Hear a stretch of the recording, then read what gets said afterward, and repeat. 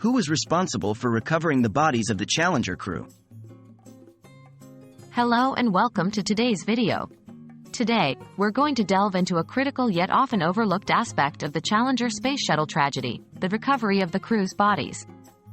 It's a somber subject, but understanding the entire event can help us appreciate the efforts taken to bring these astronauts home. What happened to the Challenger? On January 28, 1986, the Challenger Space Shuttle broke apart just 73 seconds after launch, leading to the deaths of all 7 crew members on board. The explosion resulted from a faulty O-ring seal in one of the shuttle's solid rocket boosters.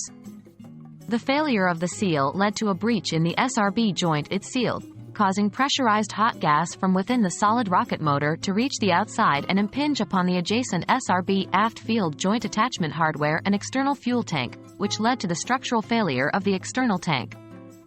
The explosion scattered debris over the Atlantic Ocean, off the coast of Florida.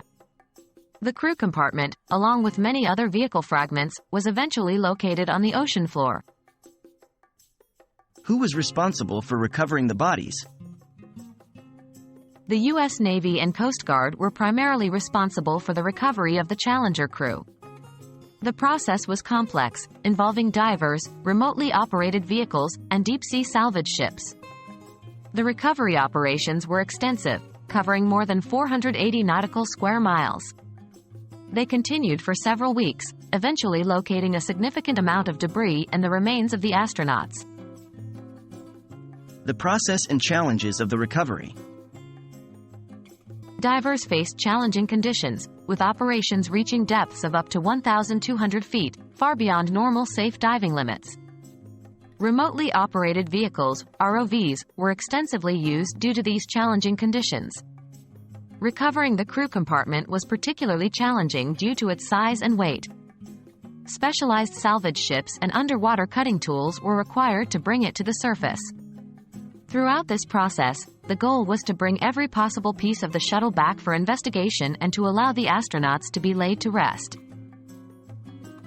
The recovery of the Challenger crew was a significant operation that involved numerous professionals working under challenging conditions. The brave men and women of the U.S. Navy and Coast Guard played a crucial role in these recovery efforts.